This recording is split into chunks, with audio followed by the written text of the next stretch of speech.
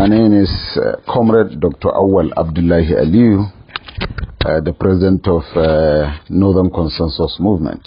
The Northern Consensus Movement is an amalgamation of 116 community-based, socio-cultural and economically inclined northern organizations. Not only that, like you know, I'm a civil society activist and then also a security analyst, as well as public affairs commentator. Okay, thank you very much. My pleasure. In the hierarchy of northern movements, we know a lot of them. There's the ACF, there's the Northern Elders Forum, so many other northern movements. Yes. Where does the Northern Consensus Movement rank in terms of its composition, in terms of its spread, in terms of its representative structure of the northern region? Well, I would have preferred you ask someone else this, so that that person would have given you a better description of what you want to know. But since you are asking me, I will only try to be moderate as possible, and then also as fair as possible in my response to your question. First, like you know, the ACF, that is the Arewa Consultative Forum, is supposed to be the umbrella organization of all socio-cultural organizations in northern Nigeria. We still recognize the ACF as such, if not for anything. It comprises all the leaders and elders of northern Nigeria in most cases. You know how the ACF come to be. It was the coming together of various organizations in the north too. Most especially the three major organizations, the Turaki organization, the Shehu Shagari, the late Olusola Saraki, and then the Sule Kataguns that come together to form the ACF Arewa Consultative Forum. But be that as it may, you also know that there is also the Northern Elders Forum, which used to be late Maitama Sule, Professor Ango Abdullahi, Paul Unongo, Sani Zangwandaura, and the rest. And even also that one, much later, they had some issues, and there's a breakaway from that. So some of the members of the Northern Elders Forum also had a breakaway. Now I think it's being coordinated by Professor Ango Abdullahi and then Dr. Hakim Baba Ahmed. And then, like you said, there are so many other northern organizations, the youth organizations, for example, the CNG, the Northern Coalition, like that. But the differences between Northern Consensus Movement and these other organizations is, like I said, most of those ones are only socio-cultural in nature.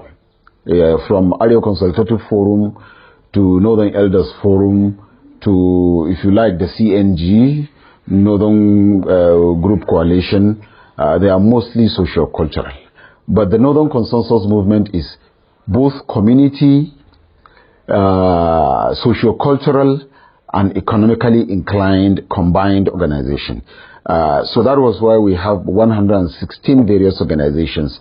You have the community-based, you have the social-cultural organizations, you have the economically inclined organization, the Arewa traders, the amalgamated cattle dealers, the foodstuff sellers, the goat, the sheep, the cows, and whatever, everything you can think of, the various cultural organizations across the 19 northern states, and then a lot of organizations that are community-based. So it constitutes, the Northern Consensus Movement have the spread of all the state and almost all the local government of Nigeria, and also it also has the spread of almost all the tribes in northern Nigeria. So this is the combination of Northern Consensus Movement. So I will leave you with the judgment. Thank you for making that clarification. The reason I ask is because we've seen a proliferation of groups all across the country. But before I even continue with my question, during your answer, you did make mention of 19 northern states. Yes. There are 19 states across the River Niger. Yeah. Is that what constitutes the 19 northern states? In the present context, there are some states in the north central who basically are always inclined to dissociate themselves from that nomenclature of 19 northern states. Do you have members across those states too? Oh yes, we have members across the states in the North Central that some few, maybe 2 or 3 states, not even states, some part of the state. I will give you an example. One of the leaders of the so-called, so to say, remind me of that name they call themselves. Middle Belt Forum.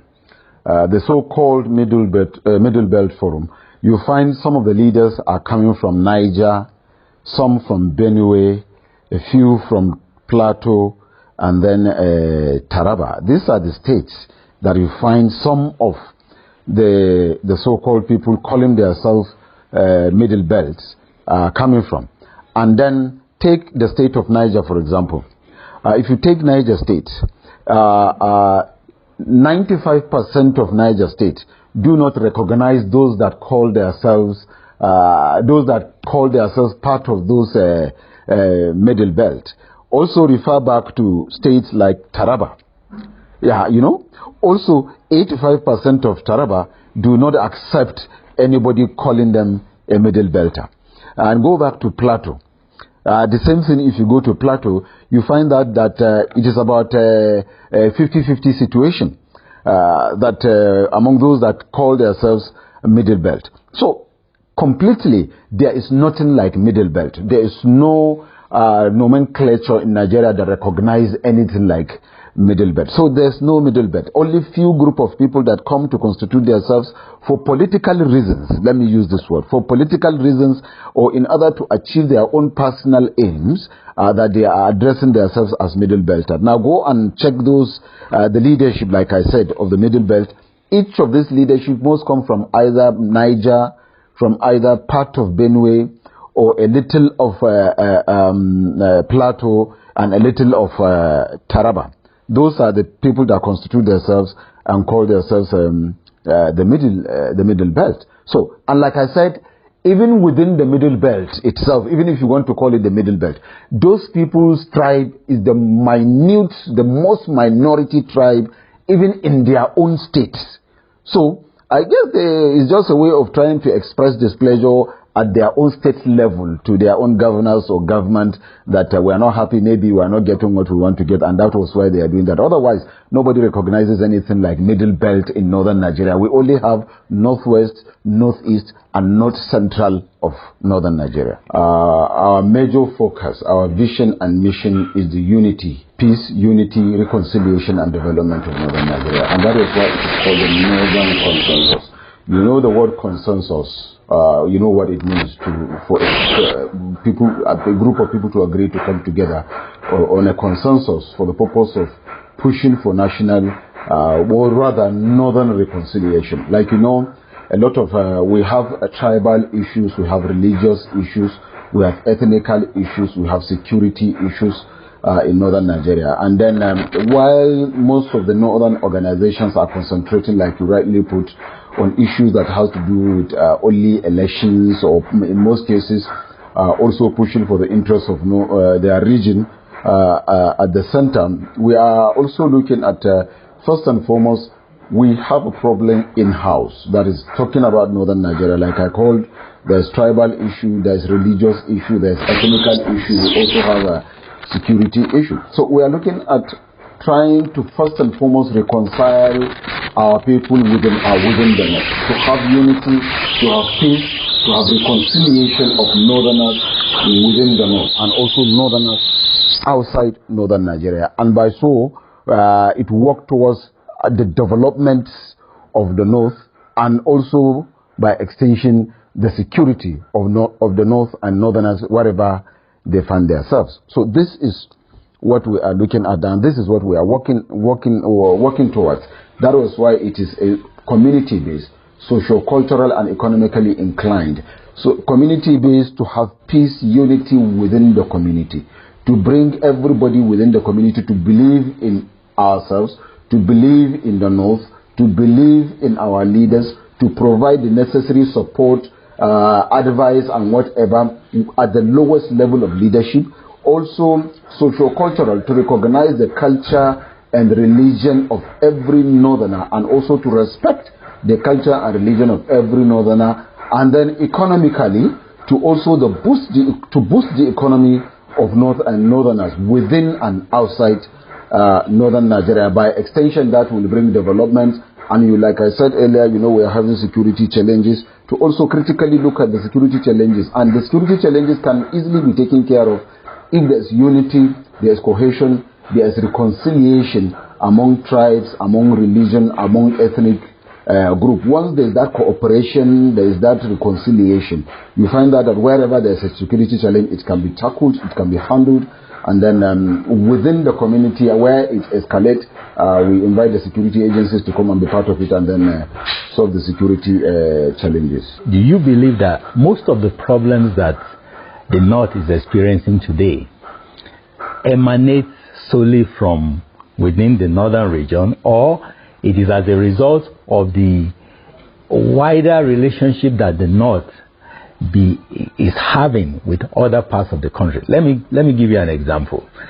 The North has had a modicum of religious harmony over the years until the advent of radical Islam following the Iranian Revolution, until the entry of Pentecostal Christianity into the northern region, which are basically things that are not native to the North. Religious harmony was, for anybody living in the North, and if you are a student of history, you will know that you have very little, if none at all, of religious crisis of the type we've been having since the 1980s, which happens to be the time when there was this awakening of radical Islam because of the Iranian Revolution and the entry of Pentecostal Christianity into the North proper.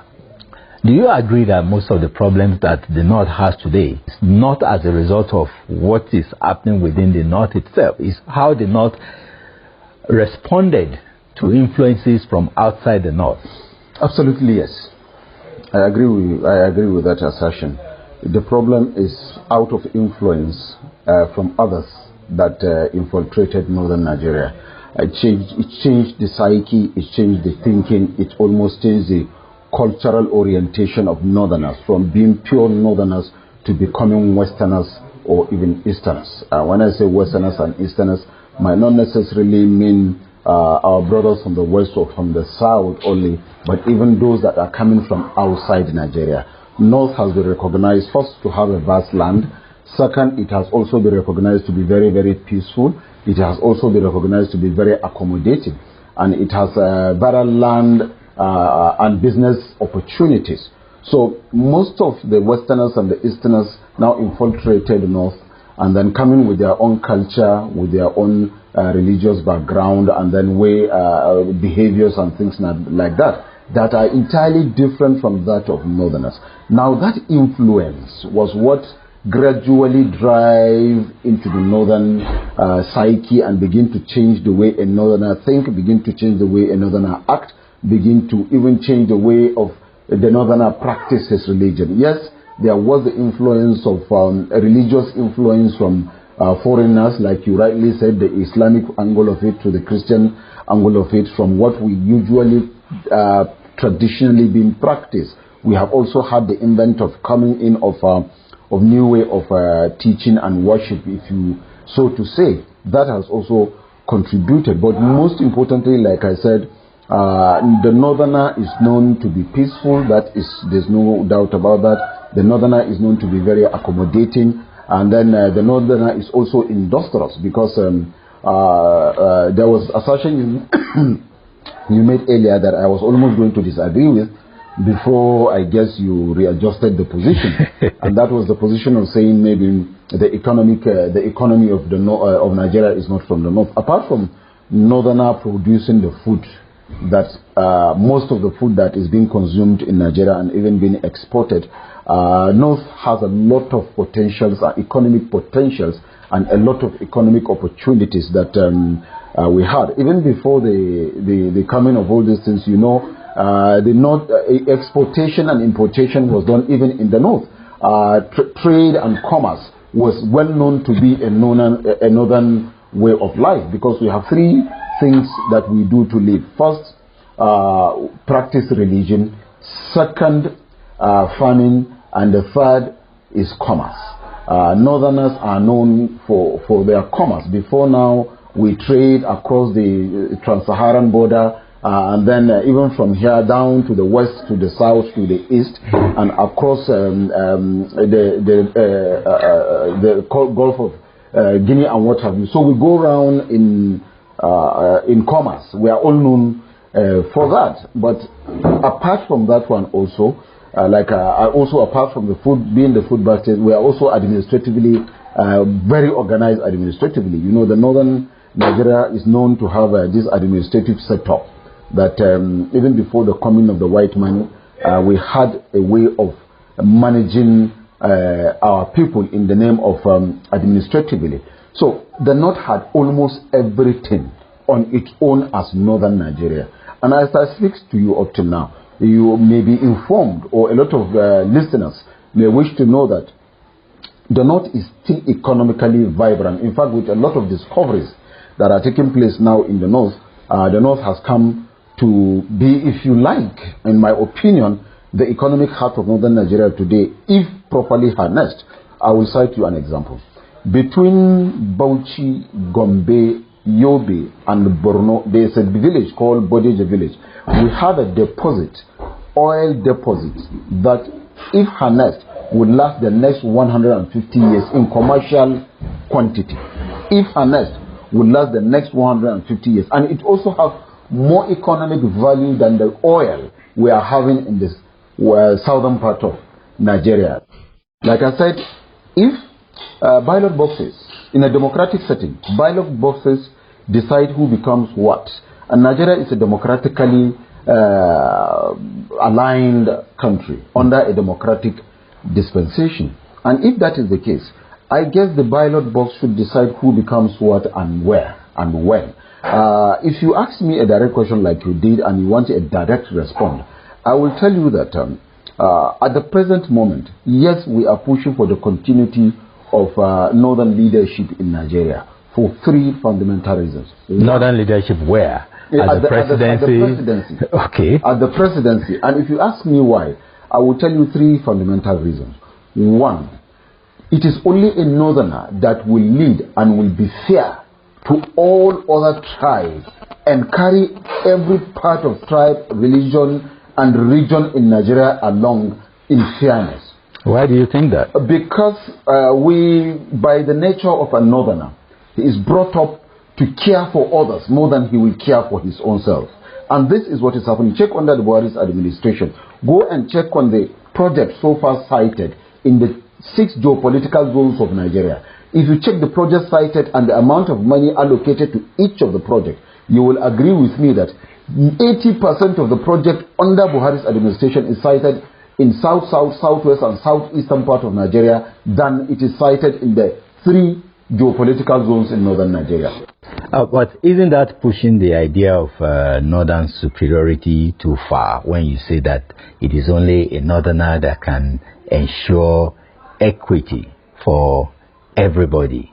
How can you, what makes you think that nobody else from anywhere else in the country can do that? And people have often said this is actually the kind of thinking that they interpret as northern arrogance, that okay, we have the numbers so we can decide who becomes president, and if we can decide who becomes president, it might as well be us, so we will keep the power because we are the only one able to bring equity to Nigeria. And they also come across and say this is why the North does not want Nigeria to break up, because they have a lot of interest in keeping power because they are able to dole out positions to their kings and kith and kings.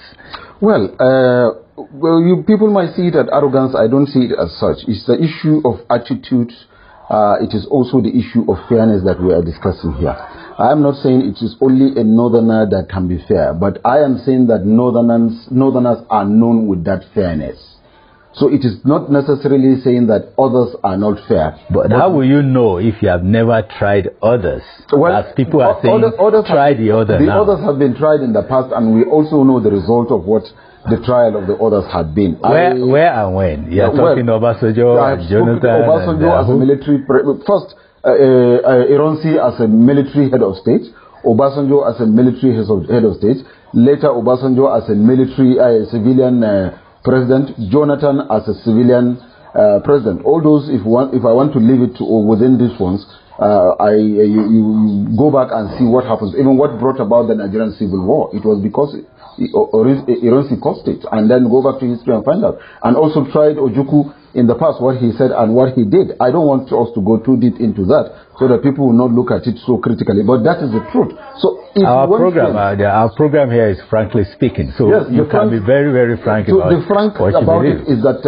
it is only another, and it is the northerner that hold back Nigeria and try to keep Nigeria as one. Otherwise, Nigeria would have been in pieces by now. So it is only a northerner that have that sense of fairness, that have that sense of togetherness, that have that sense of cohesion, that have that sense of nationalism to make the country continue to coexist as one, and then the issue of continuity. If you can have so many examples, that is on that side. On the issue of number, yes, we have the number, and there's nobody can dispute the fact that the North has the number, and then it's politics, a game of number, and we're in a democratic setting. So let the number count, let the vote count. Well, let's go to the ballot boxes and let the ballot box decide who becomes whatever in this country, from the position of president to the lowest position. That it's a normal thing. I don't think there's any challenge over that. And then coming back to the issue of dominating power or wanting to continue to be in the presidency, and that was the reason why North want to continue to keep Nigeria together. We have said it in the past, not we. I was the first in the North to make a public pronouncement in a gathering that constitute the Afeniferes, the Ohanese, the Indibos, the Niger Deltans, and other tribes, that I made the pronouncement that the North is ready for separation. And truly, if once the time for that comes, the North is truly ready for separation.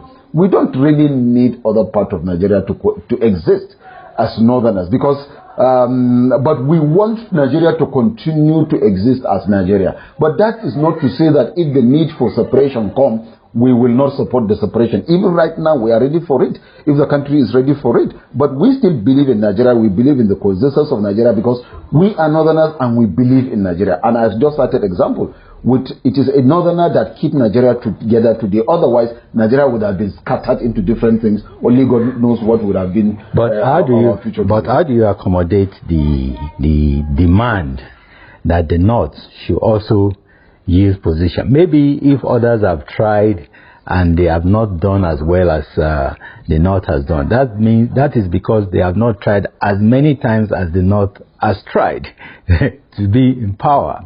So what is really important about keeping Nigeria together if the North can survive without it? The importance of keeping Nigeria together is that the strength of Nigeria lies in our diversity. The strength of Nigeria lies in our population. The strength of Nigeria lies in the tribes and ethnicities that constitute Nigeria. Once Nigeria is broken, Benin Republic here will be 10 times, in fact, 100 times better than some of the countries that will break away if that happens in Nigeria. I will give you an example. You think if, like you are calling Biafra, you think if Biafra pull out, you think states like Rivers, Cross Rivers, Bayelsa, Akwa Ibom, Delta, Edo will go with the Oduduwa? They won't. They will also break away. And did you think, and even if they do that, if you break away from what do you call it, Northern Nigeria, if you break away from the Yorubas, let's say break away the Oduduwa Republic, I can guarantee you also there is going to be a very serious conflict of interest even within Oduduwa Republic if you break it away, because there's going to be I am superior in tribe, even within the Yorubas where I am the superior tribe, and then we are having more educated elite than you, we are more richer than you, and things like that. That conflict will surely come up even within Oduduwa Republic if it happens to come to be. And coming to the Igbo side, you know, I know, every Nigerian know, there is no even intermarriage between the Igbo man of Abia and the Igbo man of Anambra or Igbo man of Ibonyi and the Igbo man of, what is the name of this Okorocha's state? I've forgotten the name of that his state. Imo State. Imo State. So there is no intertribal marriage between these states, even though they are Igbos themselves. They disagree with themselves. They disagree with their settings. In fact, within the Igbo, there is no administration because each person has a clan, and that clan is controlled by a leader, and the leader is always disagreeing with the leader of the other clan. But in the north, we have a system of administration, system of coming together. So even if you have the Biafra Republic, I am telling you, it will not last 6 months. There will be a breakaway from the Biafra Republic within the Igbos. And like I said, the Niger Deltans will not also go with the Igbos. And even if you break away as Odudua, also within the Odudua there will be breakaway. Well, in the north, you can have a situation where we have the ones that call themselves the Middle Belters. But like I rightly said, this concentration of the state, 80% of states in the north, most especially those that you have some few out of them that call themselves Middle Belt. The ones that constitute the so-called Middle Belt are the most minority tribes within their states. But what you are saying now flies in the face of current realities in the north.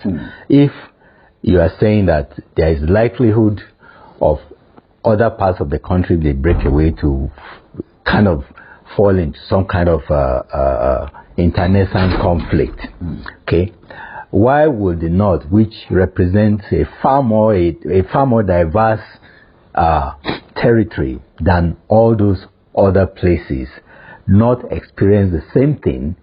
And even now, as we talk, the north is already experiencing those tensions between religious groups, between ethnic groups in various parts, precisely between those diverse areas, and between those diverse areas and the larger ethnic composition of the north, which is Hausa Fulani.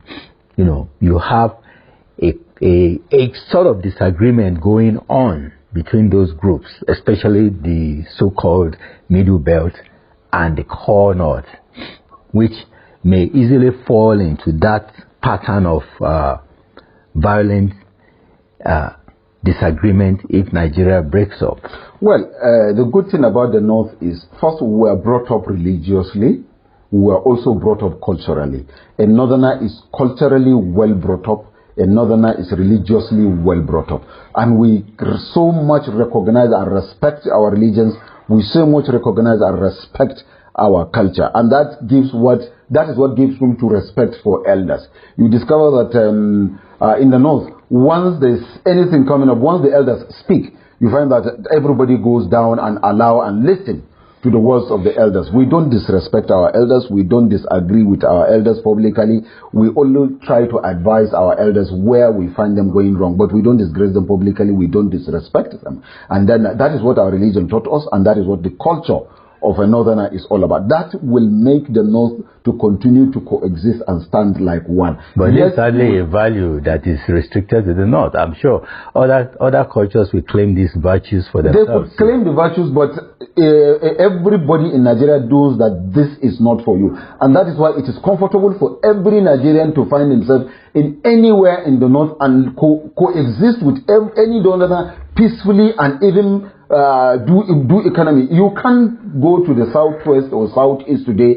and say, as a northerner, you want a piece of land that you want to buy and build a house or construct a structure that will be a business venture. You can't do it. They can't sell it for you. But you know too well that there are a lot of over 19 million Igbos that are in the north and over 17 million Yorubas that are in the north. And most of these have personal houses, they have personal farmland, they have shops that they build, they have skyrocketed buildings that they build, that the northerners sold those land to them and their certificate of occupancy of those lands, and it's their personal property. And no northerner is coming after sale to come and claim ownership of those properties. But why aren't northerners why aren't there more northerners in the south? Because the southerners will not allow a northerner to go and establish and grow in the south. In fact, even within the southerners, they fight. But I thought it is because the north, because they tend to be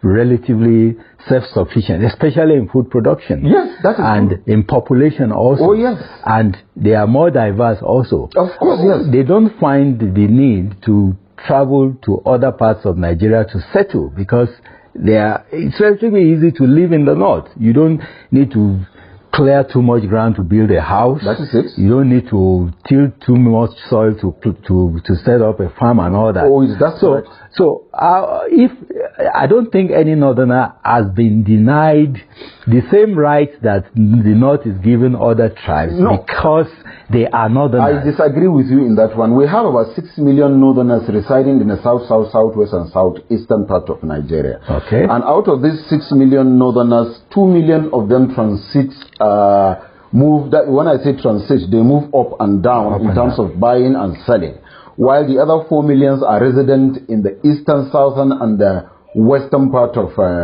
Nigeria. And have they been denied? And even those 4 million, they live in either motor parks or in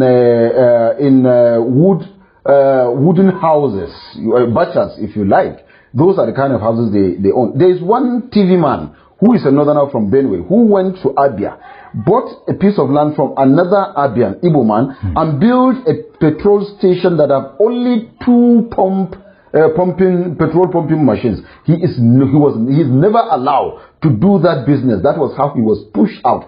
Just a piece of land that carries only 2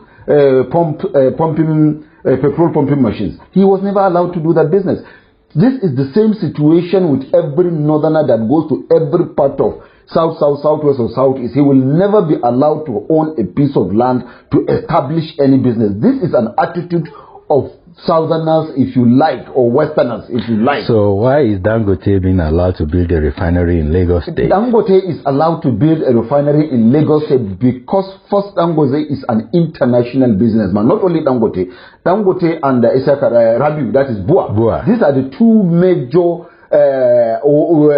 northerners that has establishment in the other part of the country. And even those ones, is because they are so powerful, they are so rich. Those people know too well that locally they cannot stop them. 1. 2, it is the government that even used to beg them to come and establish in their own state because it provides employment opportunities. And it will interest you to know that these 2 guys that we are talking about have more investment in that part of the country than they have in the northern part of Nigeria. So why? Are they not northerners? Of course they are northerners. But that is where they choose to establish their businesses, and that is where they are running their businesses. Possibly because most of their activities included shipping and what have you. So they needed more of where there is sea and what have you to be able to establish properly. And those are the only 2 that you can have that has such things. But I've cited an example of the growing one, the young one, the one that is trying to grow in business, that bought a small piece of land and then established a 2-pump petrol station that was never allowed to do business. And up till tomorrow, if you go to Abia, it is still there. That filling station, he cannot function. They are not making use of it, and he cannot make use of it. So how is your organization now fighting to change that situation? And there really hasn't been a great noise about northern marginalization in the south. And though there's no talk of the north marginalizing southern population in their midst, and there's also no talk of southerners marginalizing the north in their midst. So where is your own story coming from? We are the north and northerners are accommodating. I've said this before now. North and northerners are accommodating. We accommodate. We carry people along. But the southerners cannot do what we do. And this is why I said only the Igbos have about 19 million. There are about 19 million Igbos in northern Nigeria. There are about 17 million Yorubas in northern Nigeria. But in totality, there's only about 6 million northerners in the entire south, southwest, and southeast. And of the 16 million, only 4 million of them are actually resident in this state. The other 2 million are on transit. They move within 2-3 months. They move within 2-3 months. That is, once it is raining season, they return back home to the north and come and farm. Once it is dry season, they now go back for petty trading, fingernail cutting, wheelbarrow pushers, to orange sellers, tomatoes sellers, wire makers, and the likes of them. These are mostly what they do, motor park boys, or doing Okada. So how do you expect this class of people, generally low income earning group in this southern state, how do you expect this kind of people to actually reach a point where they will have the kind of investments, build houses in the south, as you are saying? There are others. Is it not simply because of the fact that they really can't build this? There are others that are there. That's why I said these ones that I mentioned to you are the 2 million that transit. The 4 million are there, resident in those states, and they only live in batches because there's no land for them to buy and build houses. It is not because they don't have money to buy those land and build houses. It is because nobody will sell the land for them to build houses in those parts of Nigeria. But when they come to the north, we give them land. There's arable land. We have it enough, more than sufficient. So we sell to them, and then they own it, and then they live peacefully. But they don't allow our people to live peacefully. They kill, they destroy the properties of northerners at the slightest provocation. And this is part of what we have been agitating and disagreeing with. We have made so many press conferences, we have made so many statements, we have expressed our displeasure in so many different forums, in so many different ways, to what the southerners are doing to the northerners at the slightest provocation, while we try to protect them and protect their investment back here in the north. Okay. Now, on the issue of unity, some people have, especially people who advocate for the breakup of Nigeria, those are the extreme positions.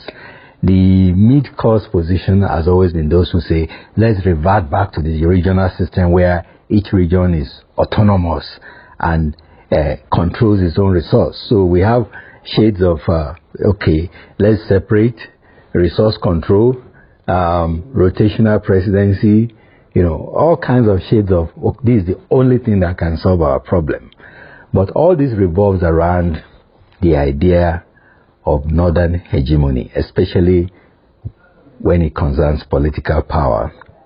They say who controls the presidency can basically control where resources go.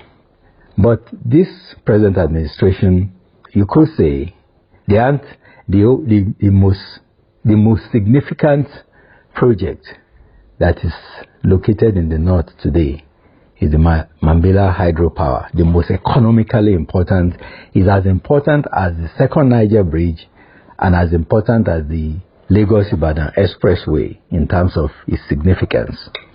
Yet this particular project is now bogged down in legal wrangling that is not likely to end anytime soon, so that project can begin and solve, at least to some extent, the power problem that we're having in Nigeria.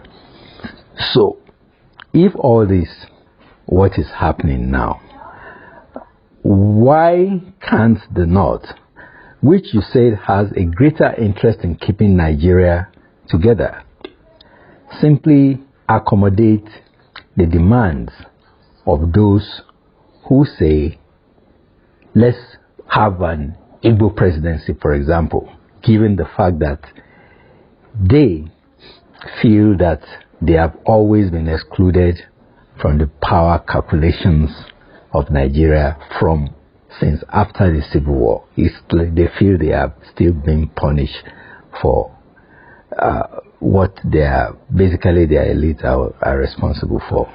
Well, the issue of Igbo presidency is almost impossible as at now. This is my opinion, and I have my reasons.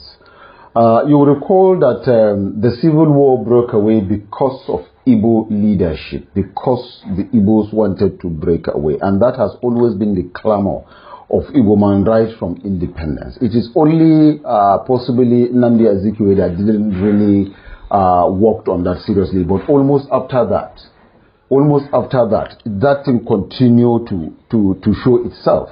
So the reality is, Igbo presidency for now is almost impossible because by the international standard, by the United Nations standard, any tribe that created civil war in a country, there is a certain number of years of observation that tribe will have to go through before they can be given any reasonable position. Most especially, technically, which United Nations are this? There's a United Nations Charter. that speaks about that. Okay. And in Nigeria also, like I said, you know, the Igbos are behind the Nigerian Civil War. And also look at what is happening under the IPOB and ESN, the Eastern Security Network. Continuous killing, maiming, destructions of lives and properties of other non-Igbo tribes in the eastern part of the country. And you also will look at critically at their leaders and then how they go about their activities. Just recently, the Igbo leaders went to the president and asking for pardon for Nnamdi Kanu. And I wonder how the president would want to pardon someone that tried to break a country into two, someone that is being charged with treasonable felony, someone that has brought about hardship, someone that made his people to kill, maim, and destroy the lives of other innocent Nigerians that are non-Igbo tribe. And then if you give him pardon, what happens to the families of those that were killed courtesy of his activity? What happens to the property of those people that were destroyed courtesy of his activity? Why? What happened to the people that were injured and women that were raped and those that were maimed courtesy of his activities? How do you settle that one? For us, that is the Igbo man's thinking, and that is the Igbo man's way of doing things. He does not see fault in anything that any Igbo does. He will do everything humanly possible to shield and protect him under whatever circumstances, and will not want his blame to be out. And this is the Igbo man for you. So once you give him the opportunity to lead a country, only God knows what will happen. Under these circumstances, it is not even an Igbo man that is the leader. Look at the way they are treating people. Not even in the East. It will interest you to know Igbo men in the North are troublesome as well. They try to create problem wherever they are. But because the Northerners are accommodating, that was why you see that even if that such thing happens, the Northerners try as much as they can to calm down the situation just for the purpose of unity and togetherness. So it is almost impossible. I don't think a lot of people will agree with this position. People might not agree with the position, but that is the reality. But the issue also is that if you say the Igbo man is this, first of all, in relation to the Nnamdi Kanu, the demand for his pardon, first, he has not been convicted of any crime. He's simply in court, standing trial. What crime do you cannot be convicted of? No, you cannot. The crime of killing and you cannot pardon a man who has not been found guilty. He can only be pardoned when he has been found guilty. You cannot pardon an innocent man. How is he innocent? No, it's because the Constitution says he's innocent before proven. He's presumed. Yes. But me and you and every other Nigerian, including he himself, knows that he has committed that. There's voice. I have more than 100 of his voice. From that Biafra radio, more than 100 in my phone. I have it as I speak to you, where he has called for the killing and destructions of lives and property of non-Igbos residents in the eastern part of the country. I have his voice where he has called for the killings and destructions of Igbos, even the Igbos who disagree with his position. I have a voice of him calling for war and destruction of properties, for Igbos to destroy lives and property wherever they are resident in Nigeria. I have all these voices. What more do you want? And he has never denied making such statements. Okay, let's leave that aside. Let's go to the wider issue of Nigerian unity. Now, like I said at the beginning, that we don't have an organization that has a pan-Nigerian interest at heart. Say, no, forget about tribe, forget about ethnicity, forget about religion. Let's just be Nigerians. It seems that deep down, the only way we can express our Nigerianness is by expressing our otherness. We can't seem to abandon our religious inclination, our ethnic inclination. Why don't we just give voice to that? Yes, the Constitution recognizes this diversity by saying, let's have some kind of balancing. Let's have a federal character principle. Now, part of the agitation is being fed by the perception that there is no such balance, even in the system of administration that we have at the federal level. That this government, for example, is nepotistic, and the president gives positions to his own people, quote unquote. And once this kind of perception gains ground, not even the fact that you put in front of people, we convince them. Let's look at the issue of service chiefs, for example. The perception is created that why do we have most of the service chiefs from the north? I'm not saying all, I'm saying most. Let me respond to that. Even though we have had situations before where all of them are not even from the north. Thank you very much. That was why I said let me respond to that. Okay, go ahead. Quickly, first, you will recall that we had in the past, under the Jonathan's administration, where all the service chiefs are not from the north, possibly with only the CDS, the Chief of Defense Staff, that possibly is that is the only one that is from the north.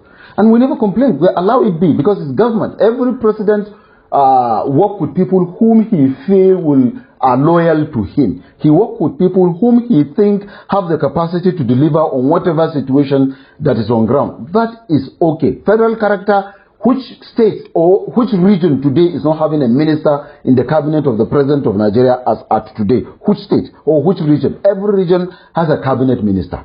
Every region has someone who is appointed in office in government. So why the complaint? Where is the marginalization? Where is the family and friends? Since when every region had representation, in fact, almost all the states in Nigeria have one minister. So what are we talking about? We are talking of federal. There are ministers.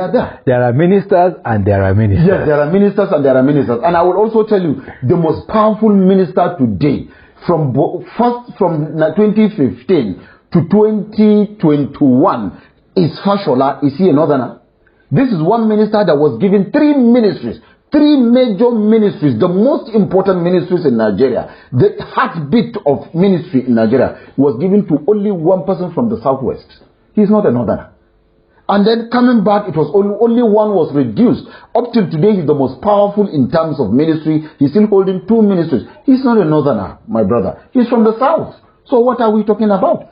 So if there are ministries, there are ministers, and there are ministers, yes, there's a super minister from the south. And the president is from the north. Why didn't he give the super ministry to a northerner?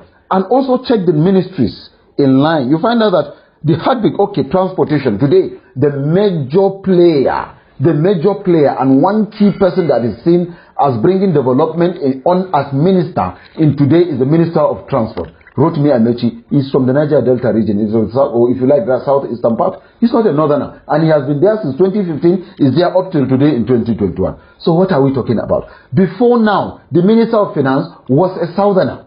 If not because of the issue she had, up till today, she would have been the Minister of Finance. So what are we talking about? The Minister of, if you talk about service chiefs, coming back to service chiefs, where is more security prone today in Nigeria, northern Nigeria? What Buhari tried to do, by my understanding, I'm not a spokesperson to him or his government, but by my understanding, which region is having more problem? In 2015 to 2019, the most prone area is the northeast. That was why he brought the 2 service chiefs from northeast, so that it is their region. This is your region. Go and solve that problem in your own region. This is why I'm giving you services. I don't want to hear anything. That was what he did. And then to an extent, they did what they can do. And then when he changed the ministers. Now look at the problem now is in Northwest. And he's bringing the Minister of Defense and Chief of Army Staff from the Northwest to solve the problem of Northwest. That is the way it is. So, and even when you look at the police is from the Northeast. Also, there's still security challenge from the Northeast. And then the Chief of Defense Staff and the Chief of Air Staff, those ones are from the other part of Nigeria. And if you check also, now the Minister for the Chief of Naval Staff is more silent. It's not as active as these other service chiefs, even in the past, and even now, and even no matter how long, because most of the area that we're having challenges is in the north, not in the east. And then, so check it and see. And also go and check the postings within the armed forces. You find out that majority of the key holders of the positions are not northerners. Go and check within the armed forces. So what are we talking about? This is just sentiment that people are expressing, and the president knows. He is the chief security officer of this federation. He has security report dropping on his table on a daily basis. He knows what he is hearing. He knows the kind of security report he's receiving, and he knows why he's appointing who into what position. In his own thinking, that is the best way to go to solve the problem. Now, you spoke about regional government and then parliamentary system of government and things like that, so that there will be resource control. I don't see any problem with that. As a northerner, I don't have any challenge with that. In fact, I'm waiting for that. For your information and for information of the listeners, you said you were going to ask that question, or you have even asked. It was I that didn't respond. Yes. I'm responding to the question now. Economically, northern Nigeria, even if we separate as Nigeria, or there's going to be a regional government or parliamentary system of government where region control resources, believe me, it is welcomed by us northerners. If you don't know, or if you, I know you know, but for the listeners who don't know, they should know that today, the gold deposit in Zamfara is more than the economy of 5 African countries put together. I repeat, the gold deposit in Zamfara state is more than the economy of 5 African countries put together. The gold deposit in Birnin Gwari in Kaduna state is more than the gold deposit in South Africa and Ghana. I repeat, the gold deposit in Birnin Gwari in Kaduna state is more than the gold deposit of South Africa and Ghana put together. The oil discovered in Badejo village along Lake Chad between Bauchi, Gombe, Borno and the Yobe states has the commercial quantity of about 150 years, and also is better in quality than the oil we're having in other parts of Nigeria. And this is just the major ones that I can mention. We have everything that you can think of that is economically viable in northern Nigeria. So even if you separate, or even if you say there should be parliamentary system of government, the north will stand not only on its 2 legs, it will stand firm. And I can tell you, in 10 years, northern Nigeria will be like Dubai, because all the leaders we have had from northern Nigeria had always been selfish and had always been unfair to northern Nigeria. They had always tried to please the other parts of Nigeria. Once check every president or head of state that is from northern origin,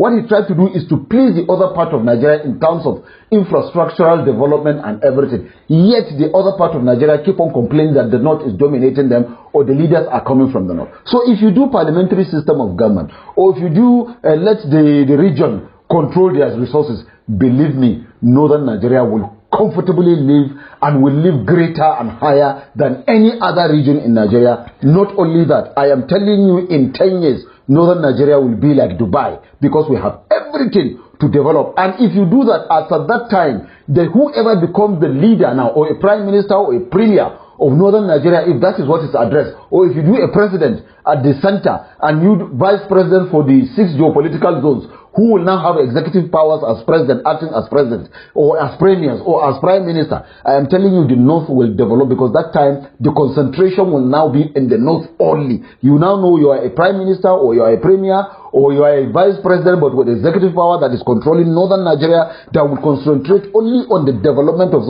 northern Nigeria. That time the leader will harness all the economic power and value of northern Nigeria and bring it to bear, put it to practice, and then transform and change northern Nigeria to what it's supposed to be. That is the Dubai that we are thinking of being today.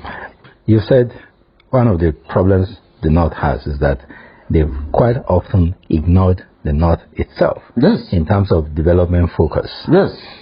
Do you think also, if we have a southern president, they will follow in the same path, or they will, in reciprocating, create development opportunities in the north? That is the challenges we've always had. Believe me, that's why I said at the beginning that it is only a northerner that you will give position of leadership, that he will be fair enough to carry everybody along. But and if he doesn't carry his own region along, how can he call it fair? And if you give it to another person also that is not a northerner, he will also not concentrate on the north, he will concentrate on his region, because it is only a northerner that have that sense of belonging, that sense of cohesion, that sense of oneness, that sense of togetherness, that sense of one Nigeria, and that sense of I am from this region. Let me not do it in this region, so that they will not say I'm being selfish, I'm only concentrating on my region. Let me go to their own region and do it, so that they will see that I'm fair to them. And even if he does that, they don't appreciate it. So even if you give to another person, he will not concentrate on the north, because he will equally even say, when there are leaders that are from their own region were in power, what did they do to them? So why is it that it's me that will do to them? If their own people cannot do it, I will concentrate on my own people and do it. And that is the psyche of Nigeria. So it's only a northerner that you will give that will accommodate everybody. But once you give any other person that is not a northerner, he will only concentrate in his area. And it has been practiced socially. Let me tell you, take the Fashola itself that we are talking about, Minister of Works. Go and check the concentration of roads in Nigeria. Now, the road between Abuja to Kaduna that is supposed to reach Maiduguri, it is said that it will take 8 years of constructing this road. But the road between Ibadan and other states, how many years are they? They have all been completed. Why are they being completed about the road that major northern road is not going to take like 8 years? It will not be completed until 2025, when the government has even 2 years left of is that when our road network will now be completed. Who is going to complete it? Why not the government that started it complete it? Why would there be an extension of another government coming to complete it? Because of the selfishness of the Westerners or the Southerners. They are concentrating on their own. So the more of the development is in the southern and the eastern part of Nigeria. So wouldn't it be better, as you say, if the North simply agrees, let's separate, so that we can now focus on our own? We are not afraid of separation. The North is ready for separation any day, any time anybody calls for separation. But you are not agitating for it. We will not agitate because we believe in Nigeria. We believe in oneness. We believe in togetherness. We believe in brotherhood. We believe Nigeria is a nation that should continue to exist as one nation with one destiny under God. But if the need be for separation, we are ready. But the sum total of what you have said so far is that unity has not helped the North. No, I didn't say so. You implied it. I did not imply it. You are implying it for me. The unity has helped the North. The Northern Nigeria is united, and the Northern Nigeria will continue to be united. We are one people, one North, one people, one destiny. That is our logo. One North, one people, one destiny. Okay, let's move on to the present times. It's 2021. It's almost the end of 2021. We have just about less than 8 weeks to the end of this year. And we know once 2022 begins, yes, we're basically talking about elections in 2023. Right. The strategies have been planned. All the giveaways have been manufactured. Now, it is quite obvious that non-governmental organizations like you that has deep roots within the communities in the North and in almost everywhere will be approached by politicians to help enhance their appeal. How do you intend to respond to political operators who want to use your organization as a vote getters? Well, for now, we are not thinking of that. For now, we are not agitating for any politician or willing to give room to any politician to use us as vote getters for him to go into power. But we are insisting that power will continue to remain in Northern Nigeria. But you have a deep enough interest in developing the North. Yes. And you also recognize that in order for you to achieve this end, you must align yourself with partisan political agenda. And what are your interfaces with? That is why I said for now, as at this moment, our concentration is unity, peace and reconciliation of Northerners, and also pushing for the interests of North at the center to make sure that whatever belongs to North gets to North. For now, this is what we are doing. As we are moving, we are watching, we are working, we are studying who we think will fit in as the person that will really bring that development to Northern Nigeria and to Nigeria by extension. So we are watching. For now, I can tell you, we have among those that are agitation, although so far, nobody has come out to say he wants to be a president. Practically, the drums of politics have not been, have not yet started beating. So once the drums start beating, we will watch among those that the key players, and we will come up with a position of who we think is the best candidate that we will support and we will mobilize for in 2023. But at this moment, our concentration is about peace, unity, reconciliation, development of Northern Nigeria. That is to say, whatever the North deserves from the center must give to the North. That idea of not giving North what belongs to North because a Northerner is a leader is what we want. We are disagreeing with, and is what we want it changed. Okay, if as you have said earlier that you have interfaces with other socio-cultural groups both within the north and across the country, in a bid to find a common ground, a common position that will advance the unity of Nigeria. How exactly do you intend to achieve this unity? Is it by negotiating for accommodation at the national level? You already said the Northerners are very accommodating. We are. Why can't this accommodation be carried across the country in a way that will also satisfy it? Because it seems to me that the demands of other organizations across the river, Niger, is incompatible with your own objectives, which is that the North won't give up power. So because we are the best to exercise it. We won't. At this moment, we won't. We won't. We are not ready to do that. We will not do that. And let me tell you something. The politicians might think that they will manipulate us. The politicians will think that they will do abracadabra. But when the time comes, we will make the politicians understand that they are standing as individuals, while we are standing as a bloc. Because once a politician gets to position of power, he only thinks of himself and his immediate family. They don't do things, they don't reach out and reach back to the people who gave them that opportunity to be who they are. They only think of their own selves and their own interests, and they don't listen to people.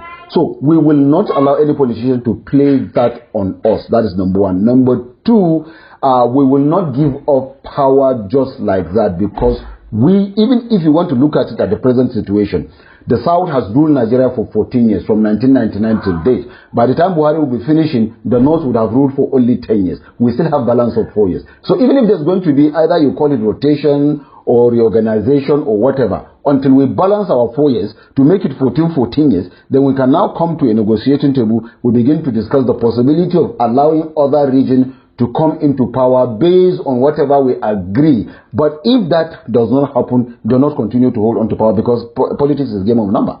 We will use our number. We have it. There are we have over 120 million voters in the North.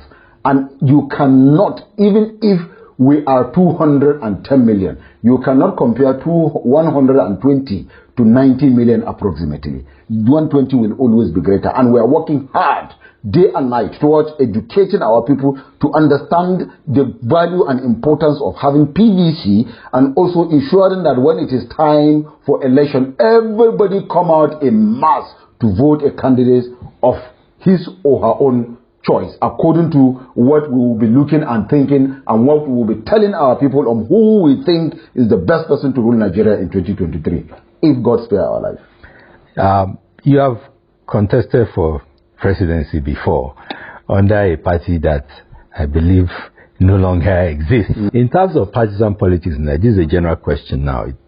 In terms of partisan politics in Nigeria, do you think the Nigerian political environment can actually bring the kind of development that we have, with the major parties we have not actually advancing any ideological platform in terms of development focus, or even they don't come to you with, okay, educational policy, economic policy. It seems they just want your votes. What do you think should be the improvement we need to make to actually bring Nigeria to a different level with regards to the way we play politics? Well, my response to that, your question, is simple. Nigeria's political system is not the problem in Nigeria. The politicians in Nigeria are the problem of Nigeria and in Nigeria. Whatever political party, if you create 120 political parties or even 1,000 political parties today, it is the same Nigerians that will be part of those political parties, and it is the same Nigerians that will vote into those political parties. It is the same Nigerians that will come and become leaders under their political parties. So the political parties are actually not the problem. Nigerians are the problem. So, and the only way to do it is by ensuring that we get credible people that truly love this country, people that are selfless, people that are truly willing to serve and serve the way they are supposed to, people that love Nigeria and love Nigerians, people that have contributed in one way or the other in the past selflessly towards the development of people and Nigeria. Those are the only people that will vote in that will bring the desired change, not the political party. Thank you so much. Thank you very much for having me. We will be having you on this program again. I'm always available for you any day, anytime. Okay, well, we've been talking to Dr. Awal Aliyu Abdullahi, who is a foremost activist in pushing the agenda of the North. People think Northerners don't have agenda. We have. And, but it's not a socio-cultural agenda. No, it's not. Because the North is not strictly an ethnic constituency as such, though they've tried to force that on the North by describing it as House of Fulani. But we're not. The North is simply the North. The North is simply the North. Well, that's something that we'll give our listeners to chew on for a while. Well, this is the end of the interview I've had with Dr. Awal Abdullahi. Thank you for listening.